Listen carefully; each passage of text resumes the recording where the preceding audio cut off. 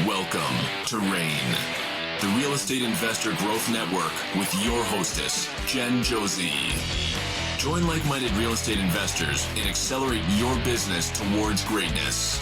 You will hear step-by-step strategies for success, interviews with real estate rock stars, and we will dig deep into past projects where we bear it all, including the good, the bad, and some just plain ugly. So get excited. Here's the bestower of badassery herself, the real Jen Josie.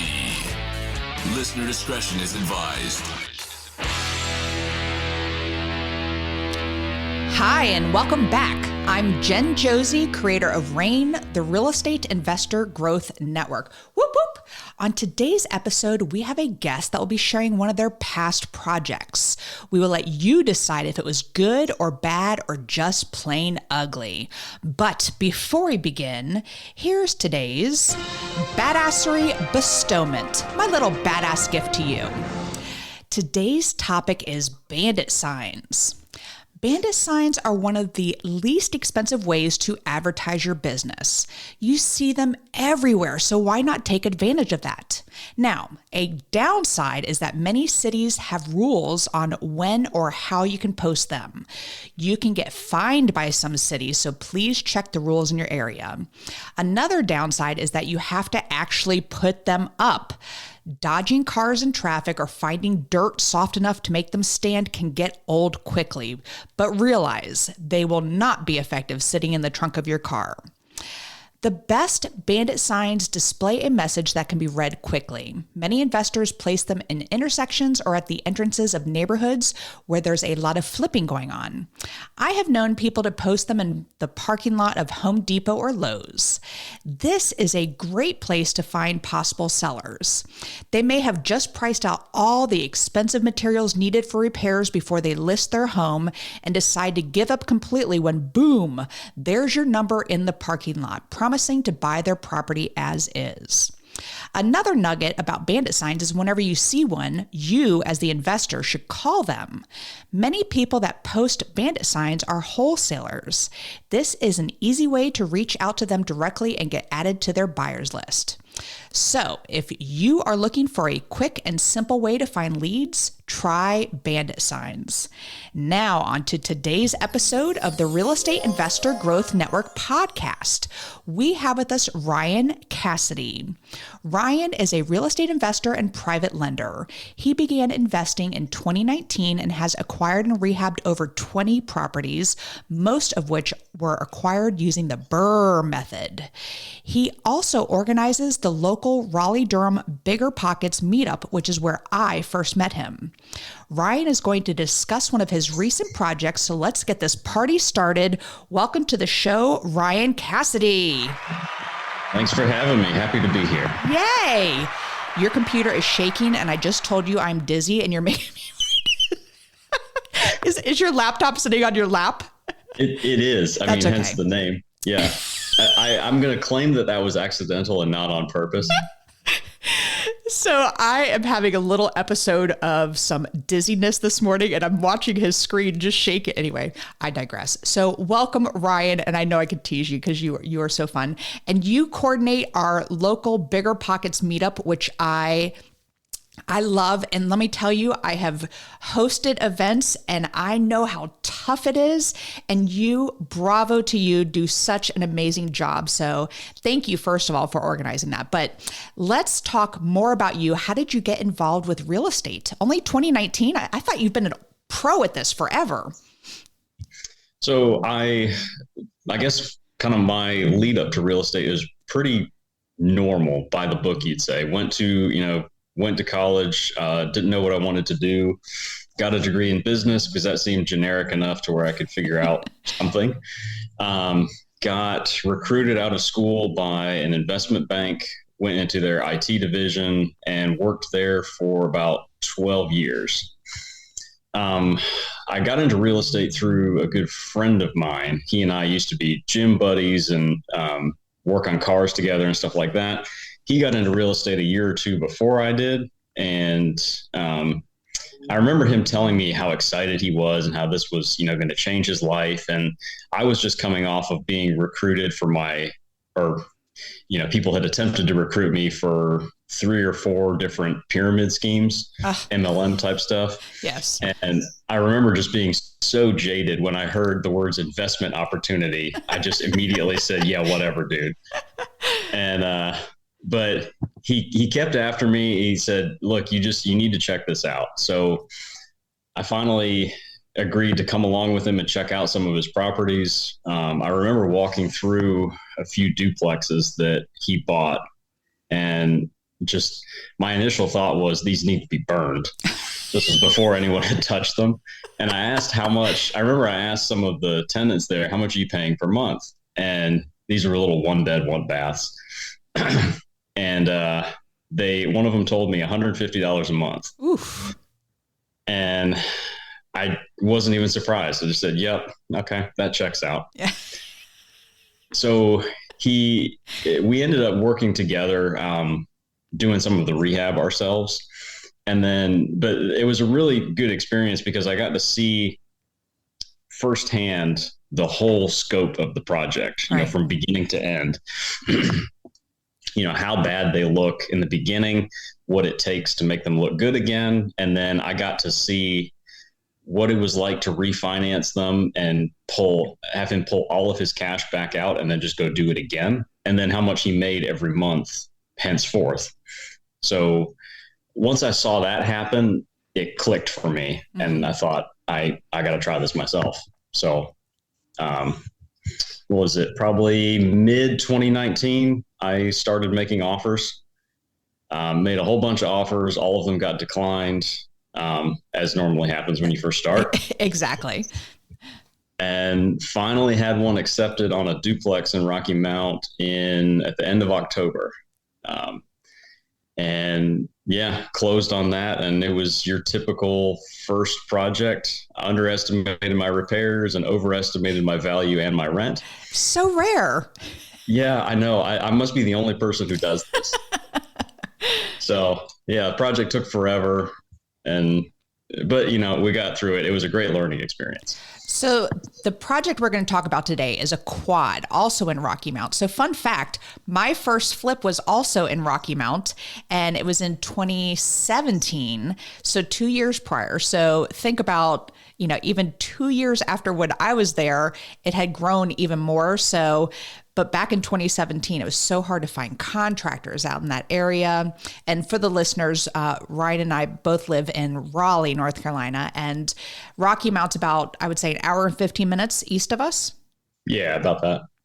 And there's a lot of opportunity there, but the ARVs and things like that still haven't caught up with the areas, but it's a great place for people to buy properties and get a lot of bang for their buck, basically. So it's a great place to start. But we're going to talk about one of your quads out there, which I love. But before we get into that, you mentioned you acquire your properties with the BRRRR strategy. Can you just quickly give us a summation on what the BRRRR strategy is?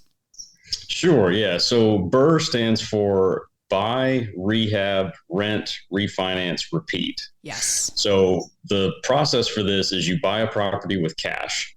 This could be your cash, someone else's cash. Doesn't really matter where it comes from.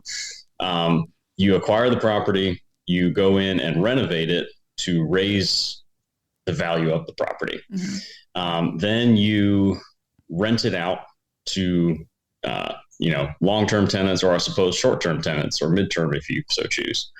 Then at that point, you contact a bank or some other long-term lender. Again, could be a bank, could be a private individual, and you refinance the property. You do what's called a cash-out refinance, where you tell the bank, hey, let's say you buy a property for $50,000, you put another $50,000 in it, and you say, hey, I believe this property is now worth $150,000.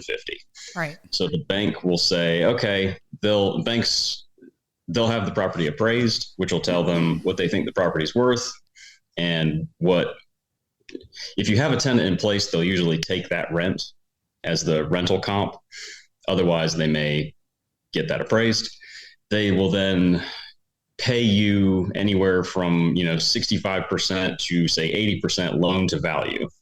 So let's say they give you $100,000, that will pay off your purchase price and your renovation price. And then you just pay the bank, for the next 15, 20, 30 years, however long it is. And at that point, the cash has all come back to you or to your private lender, and you can turn around and do that again with another deal. So it lets you, what's the term of this? It lets you, I think people call it increasing the velocity of money. Let you recycle everything that comes in, and just, you can buy properties, infinitely. Absolutely. And one thing that you left out, though, is that you say the investor, pays the bank for the next 15 years, the mortgage, but actually you're not paying that. Your renter is paying that, and you're keeping whatever the excess is on top of that, which is what we call the cash flow. So, the BRRRR strategy is a great way if you're using other people's money to purchase a property so that you're coming out of pocket nothing. And then if you appreciate the value of the property enough, you can get some cash back at closing, which is such a great deal. So I am ready to dive into this quad. So tell us about the property. I know a little bit about Rocky Mount. Like I said, our first flip was there. By the way, it was a 4,200 square foot home. Oh, wow. I know. I'm like, go big or go home. And we couldn't find contractors to go out there to do anything. So we literally just like hoteled it, meaning that we like basically sold it on retail, but it was basically a wholesale. And we did make some money on it, but it was quite a learning experience, especially for a monster of a property like that. But let's hear about this quad. Tell us about it. How many bedrooms, I guess, are in it? What year it was built? Anything special about the actual property itself? So it was 4 units. 2 of the units had, as a single story building, kind of a U shape. 2 of the units were 3-bed, 1-bath, and the other 2 are 2-bed, 1-bath. Nice. It was built in, when was it built? I want to say late 1970s. Okay. 78, 79. Just judging by the age of the building materials in it. That age range I like, because you generally don't have to deal with things that can cause a headache, like asbestos insulation, lead paint, galvanized steel, plumbing, cast iron plumbing, that kind of thing. So yeah, 2 3-1s, 2 2-1s. I think average rent in that at the time was about $300. Okay. Yeah. All right. Well, that's not bad at all. And how did you find this property? So this property I found technically off market. So the quad next door, which is identical, had gone up for sale on the MLS. And I had actually made an offer on that, gone under contract, and then gone under contract at what in retrospect was a great price. Mm-hmm. But I then went and pulled comps myself, and then I called a couple of appraisers that I know, ran the comps by them, and we came to the determination that I had 0 room to BRRRR this property. The only way I could buy it was with private money, and my ARV was, I was projecting that I would have to put about $75,000 worth of work into it, 75 to 80. And my ARV was basically at the current purchase price. Oof. So there's no room to do anything. Right. Cash flow would have been phenomenal. But so I ended up backing out of the contract. And I turned around and called another investor friend of mine who I know was in a much heavier cash position than me at the time, and told him, hey, I know you're looking for a place to deploy that. You're probably not going to get all your money out of this, but if you're just looking for cash flow and probably some appreciation, this is the deal for you. He ended up buying it. Nice. So long story short, after he bought it, I talked to another appraiser and started digging into comps a little bit deeper, and talked to a couple other investors as well, realized that appraisers for multifamily in that area were actually going, 6 to 12 months back as far as the timeline. And they were, just because there was nothing to compare to, right. They were going as far as Youngsville and Clayton for comps. Goodness. So I pulled those comps and realized that I actually had plenty of room. And so I called the listing agent for that quad and because I noticed that the owners of the two quads were the same. One had gone for sale on the MLS, one was off market. Okay. So I called the listing agent and said, hey, can you get in touch with the owner and see if they're interested in selling the other one? Because the other one looked like it was in far worse condition. There was a hole in the roof. One of the units had been vacant so long, the city took the power meter away. Oof. And there was some homeless guy living in that unit. And the worst part about it was that there was, I don't have to censor anything on this show, do I? Never. Okay. There was shit on the walls. Ooh. Yeah. Yummy. You can imagine. Yeah, I won't go into detail there, but I think I have a picture I can text you. It was gross. So I called her and said, hey, can you talk to the owner, see if they'd be interested in selling?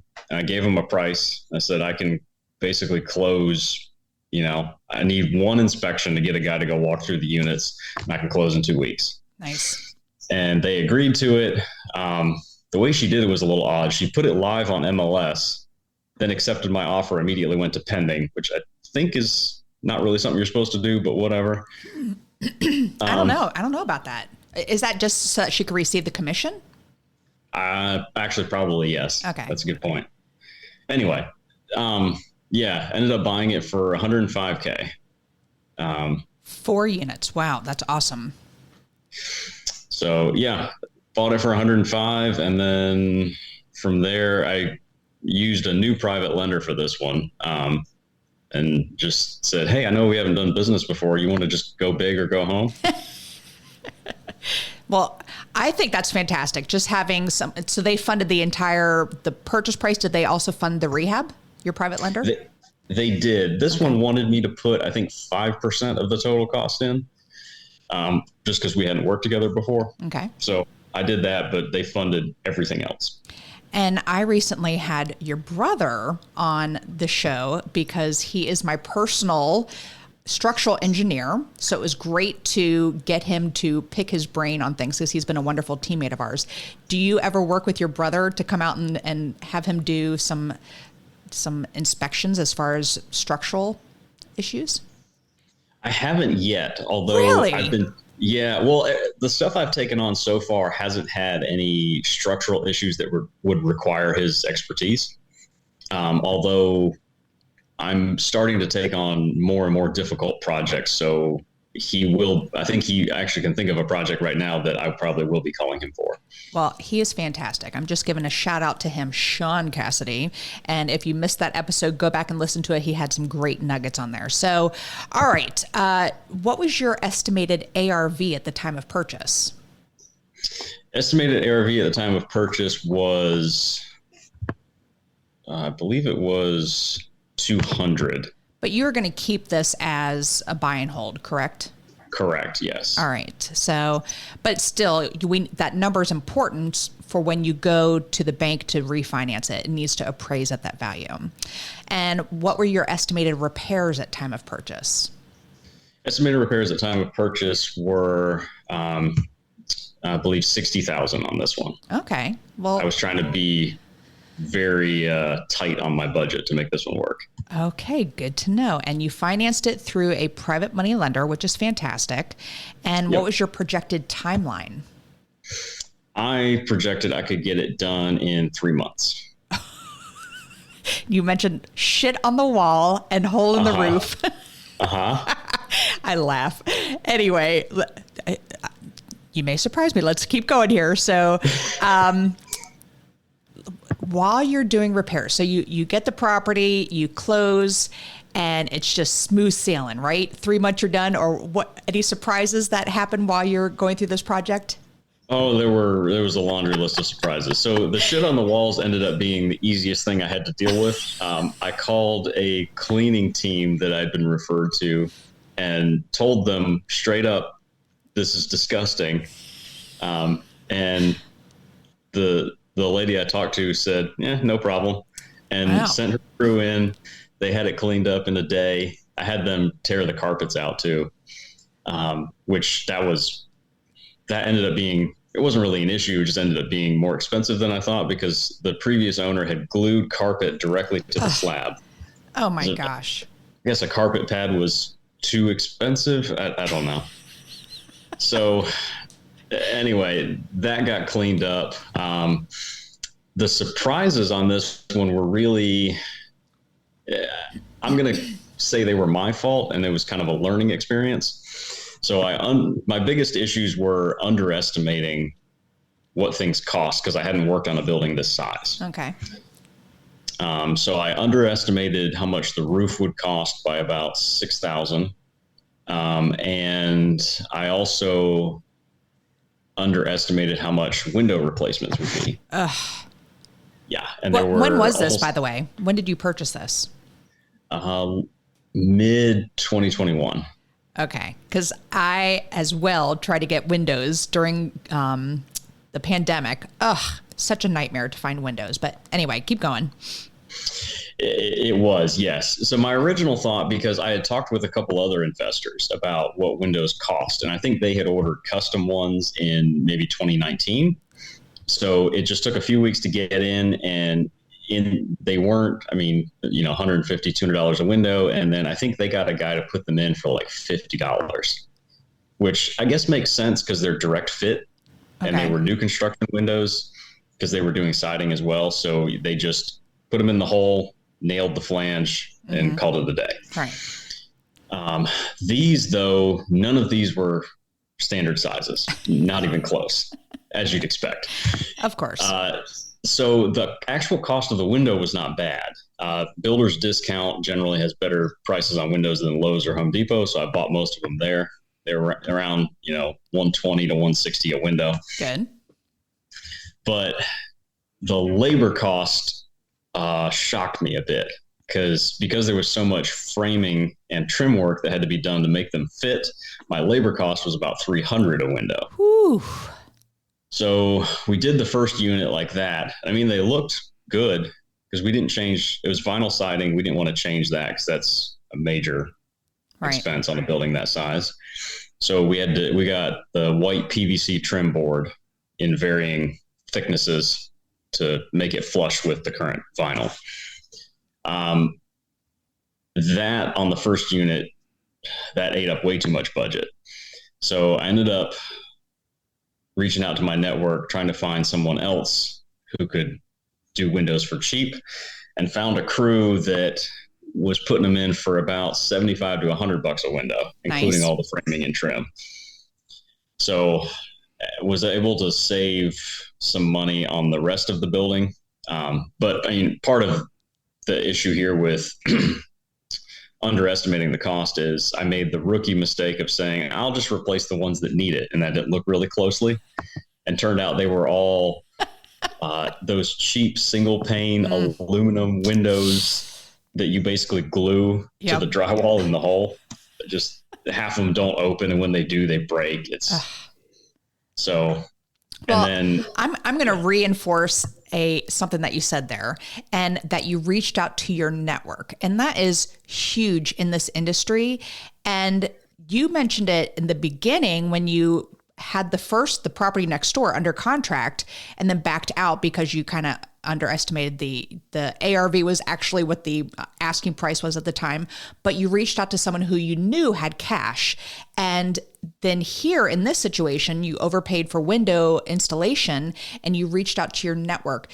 And that's what I love about this industry is people in real estate investing, we want to help each other. I would say 90% of us want to actually help each other out. They want to share contractors because that keeps the contractors' prices low. They want to, send a deal here. This would be a great deal.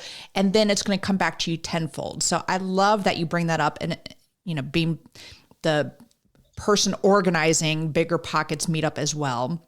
So great job on that. And let's get into, I didn't even ask this, but you had people living here at the time? I did. So except for the one that had the hole in it with the shit on the walls. Yes. That guy disappeared by the time we closed. Okay. But 3 of the 4 units were occupied. Correct. So you went in to fix everything and then raise rents immediately. Was that your, didn't even ask this question, so which is important. Oh yeah. We sent all the tenants a 30-day notice of non-renewal upon closing because everyone was month to month. So we just non-renewed all the leases and started on the vacant unit. And then as those other units came vacant, we began working them. Got it. All right. Did they trash things or as they vacated, or was that tough? No, that actually went quite smoothly. I called the property manager that I plan to use to run the place afterwards and said, hey, I'm going to hire you to manage this going forward at higher rents. But as part of this, I need you to make the place vacant so that I can rehab it. Perfect. So that actually went smoothly. Nobody trashed the place. I mean, the units were not in good condition to begin with. But yeah, that wasn't really a headache. Okay. All right. So you're in there, you're installing windows. What else was going on during renovations? We needed to touch pretty much everything on the cosmetic side, and then a couple CapEx items as well. So fortunately, we didn't have to replace any HVAC units. We just had to do some selective maintenance and part replacement. I had the HVAC guy that I've been using for a while, who's actually out of Raleigh, and a friend of mine, had him go inspect all the units and just tell me, hey, what do I need to do to make these last another 5-10 years?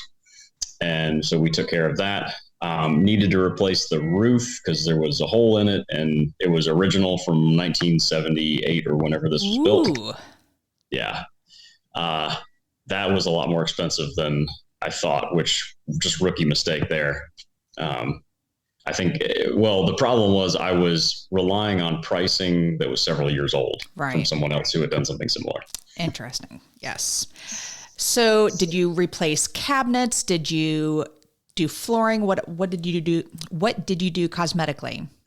So normally on Rocky Mount rehabs, I would replace cabinets, but on this one, in order to try and save money, most of these cabinets were actually in okay shape structurally. They were just really dirty and kind of just a bit disgusting. Okay. So what we ended up doing is repairing them where needed, which typically means under the kitchen sink. Typically that bottom plate has water damage almost every single time.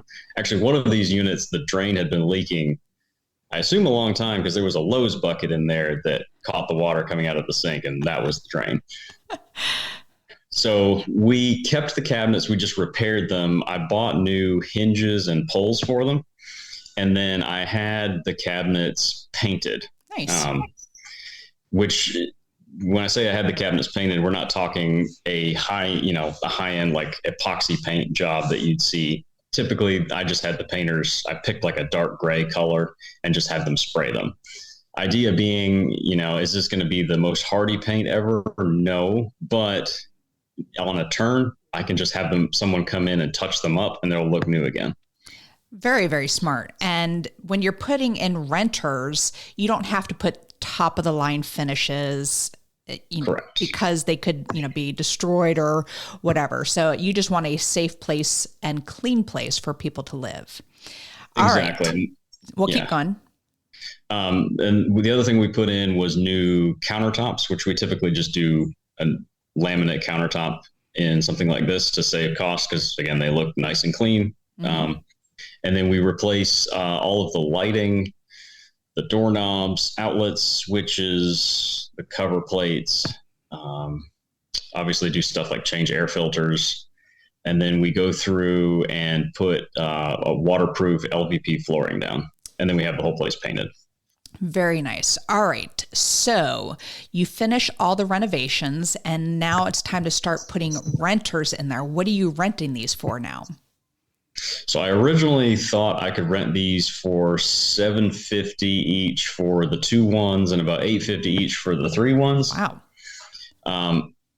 I got close to that, not quite on that. I ended up renting the 2 ones for $700 and the 3 ones for $825. Nice. And they rented not as quickly as some of the other properties I've had, but not long enough for me to really complain. This area is still a bit on the tough side. Mm-hmm. So it's, when you're renting things for a slightly higher price point for the area, you're going to if the neighborhood's not great, you're going to scare away a lot of potential tenants, obviously. That is true. All right. So you put renters in there and you go to refinance, which you have in the BRRRR strategy. You have the buy, rehab, rent. So you have renters in there. Now you're going to refinance. And so you're all in. By the way, what was your final repair numbers? 95,000. And you bought it for higher than expected. So you're all in for 200. Yeah. And you thought that was going to be your ARV. Yes. So I was assuming I would have to leave a decent chunk of money in this. Okay, got it. So when you go to refinance, what did they end up refinancing it for? So the appraisal ended up coming back at 261,000. Oh, nice.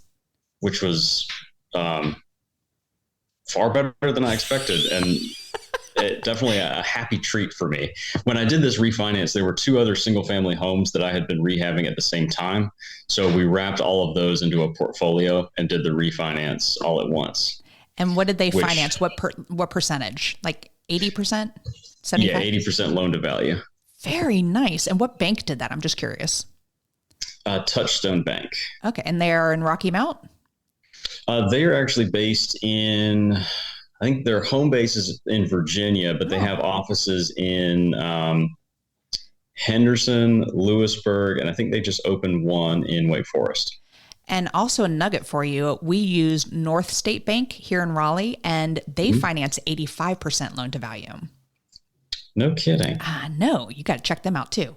But 80% is a great price. So did you have to bring money to the table? I can't do math that quick. I did not. Actually, between the 3, I ended up walking away with just under $80,000 cash afterwards. So smart. And okay, so let's just explain to the audience, what is a portfolio loan? So a portfolio loan is when a bank takes several properties and collateralizes them all under one note. Perfect. So you have, you can have anywhere from 2 to 2,000 if you want properties, and you have one loan, one mortgage payment, which is great if you have a whole bunch of properties at once. It can be a little tricky if you're selling or refinancing a couple out of that. You have to talk to the bank and they'll give you what's called a principal reduction amount. But it's great if you have a whole bunch of properties and you want to simplify your life. That is awesome. And I appreciate you sharing that information. So you ended up profiting. You got a quad that is now cash flowing per month. So your mortgage payment for all 3 properties. So it's really 6 doors. What is your mortgage payment on that? That mortgage payment is about $2,700 a month. And what are you bringing in per month? For the quad brings in, hold on, I can't do math either, but I have this written down. Quad brings in $3,000 a month. Woo. The other 2 houses bring in about $950 each. So you are doing very well as far as cash flowing. Thank you so much for sharing this project. And since you've done this one, what were your main takeaways? Do you do anything different with your other projects from now on? Yes. So this one, I sent a friend who just happened to be another investor who happened to be in Rocky Mount at the same time. I had asked him to walk it for me because I wasn't able to be there that day. And then I wrote up the renovation estimate myself. What I'm doing now is I actually send the contractor or handyman or whoever I'm going to use, I send him there first. And the guys I use know my materials list. They know the other subs that I use, painters, flooring, whatever. So they know what to plug in. And I have him write up a rough estimate. I tell him overestimate of what he's going to charge me. And then I say, all right. And then, flooring is going to be $5 a square foot installed. Roughly how much the painter is going to charge because you've been working with him for years. Just plug these in. We have a standard spreadsheet, and then just email me this when you're done.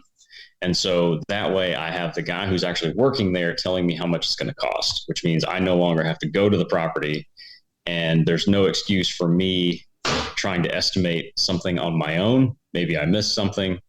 I prefer to let the professional who knows what he's doing and is going to be doing the work anyway, tell me how much it's going to cost. So do you have this person go to all properties that you're considering putting an offer on? I do, yes. Wow. Do you pay them for each time, or? So if they go and I don't end up buying it, then I'll pay them for their time. Okay. Otherwise, that just gets wrapped into the project cost. Wow, that is a great way to do it, especially living an hour and 10, 15 minutes away. It probably makes it a little bit more smoother when it comes to your scope of work, et cetera, because they are creating that basically for you. I love that. It definitely does. I love that. Well, congratulations on this one. And I mean, even though there were some bumps along the way, it is a cash flowing asset. How long did it take, by the way? I didn't even ask that question. It took about 5 months, start to finish. Well, impressive. You thought it was going to be 3 months and it ended up only being 5 months. That is really great. So great job. The second half of the podcast is what makes Ryan Casady a badass. And I use the acronym BADASS. And the first letter is B for book. What's a book that's made a huge difference in your life? Well, this is going to sound a bit cliche, but Rich Dad, Poor Dad. It's not cliche at all. It is. It's the purple book. Bible. Yes, it is. And what did you get from that book? A different view on life and finances. Very different view. It just completely changed the way I thought about how to handle money. You know, it's so funny. When I first started real estate, everyone kept talking about this book. And I'm like, I'm not a parent. Why do I need to read a parenting book? I really thought Rich Dad, Poor Dad was a parenting book. And you could call it that. You could actually. And I agree. It was such a game changer for us as well. And if listeners, if you have not read this book, you must go out and read it. It is such a great, great book. Robert Kiyosaki is the author of that. All right. The first A in badass is advice. What's the best piece of advice you've ever received? Best piece of advice I received was from one of my mentors, and I don't remember the exact phrasing, but the gist of it was you have to take risks to be successful, which hit home for me. I've typically been very risk averse. In my mind, I think what's the worst case scenario, and then I base my decisions off of that. And that advice helped start moving that in the other direction, where not to say you should be reckless, but take calculated, informed risks. Have you ever played the game Cash Flow? I have, yes. Me and a group of friends actually play that once a month. Really? So Cash Flow listeners, it was made by Robert Kiyosaki, who wrote the book Rich Dad, Poor Dad, which we were just talking about. And in there, I have played that game with a couple other investors in the area. And it's so funny because people play that game. You talk about risk. That when they play the game the same way they run their business. The people who were sitting at the table with me were some big investors in the area. It was just so funny to see someone who I know will just buy it. And that's how he runs his business. And he was just stuck in the rat race for a long time because he, anyway, was a little too risky, shall we say. So being smart about your risk level is so, so important. All right. The D in badass is drive. What drives you to be successful? So my biggest driver is the desire to be financially independent. That's not too much, I guess, to say on that. That's something that's been a goal of mine since before I started investing in real estate. I didn't know how to make it happen.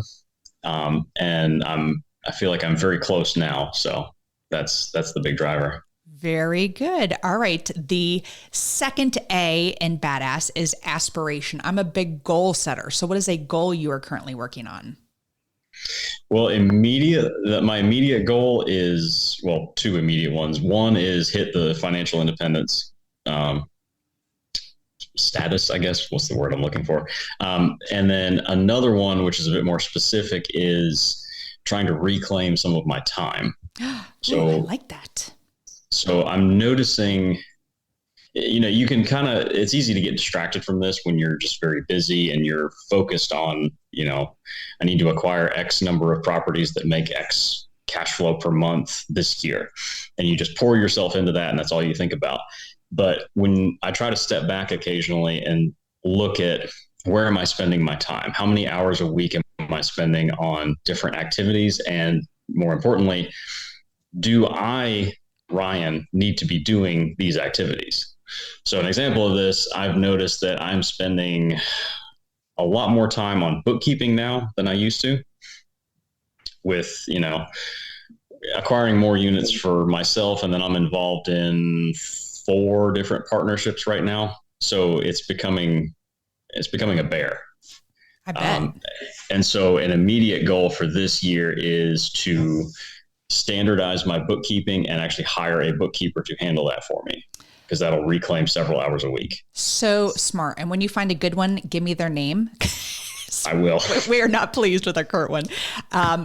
But something that you do that frees up your time that we do is you have someone walk the properties for you. So you are already implementing this. I love that you do that, and that you have found someone that you trust to run those numbers, because they're going to be doing the actual work.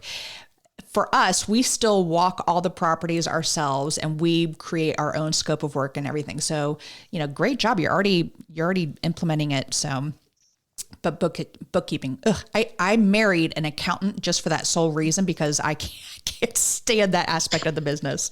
All right. The first S in badass is systems. What systems do you have in place to help you achieve success? So I have, probably the most basic one I put together is when I was teaching myself how to run numbers on properties, at the very beginning, before I ever bought my first one, I decided that I wasn't going to use online calculators. Like BiggerPockets has a bunch of really good ones that you plug numbers in and it'll tell you what your returns will be and if you should or shouldn't buy the property. I decided I wasn't going to use those because I wanted to really understand the back end of how these numbers work. So I ended up building myself a couple different spreadsheets to analyze like a BRRRR rental versus a flip versus a property that you're going to leave money in.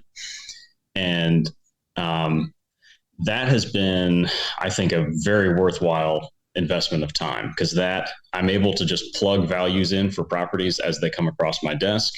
And I can see very quickly, does this one deserve a deep dive? Like, is this a potential, or is this just not going to work?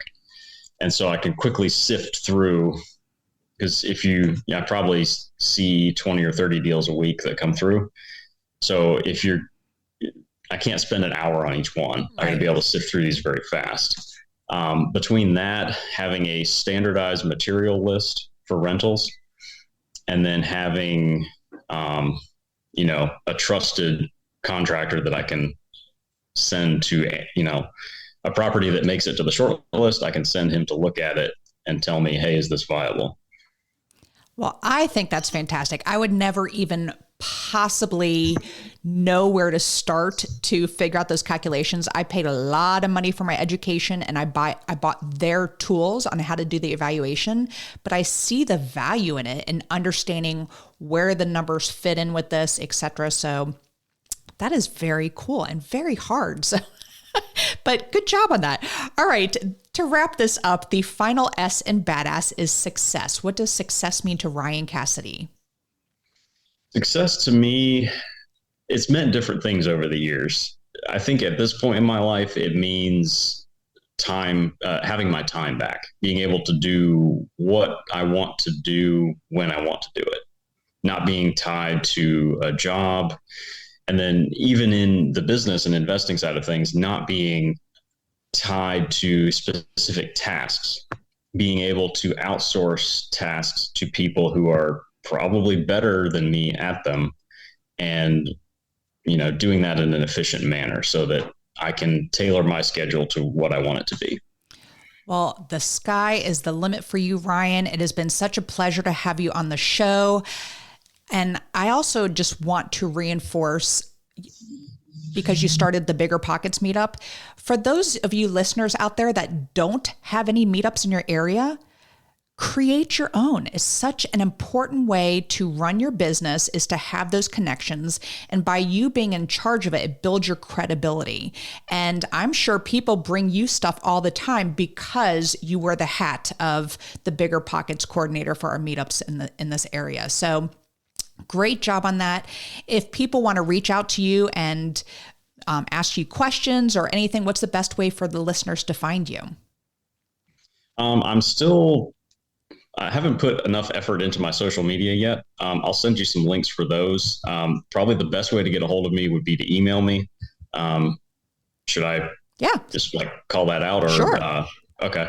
My email is casadyr@gmail.com. That's CASADYR@gmail.com. Best way is to email me. I can usually respond within 24 hours.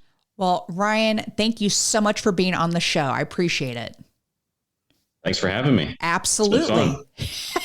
And that is all. Thank you for listening, and we will catch you on the next episode.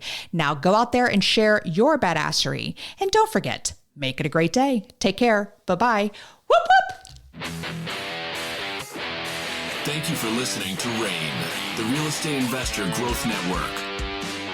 Be sure to subscribe on your favorite podcasting platform so you never miss an episode. If you need more badassery, you can follow Jen Josie by visiting therealjenjosie.com or become a member of RAIN by registering on rainmastermind.com.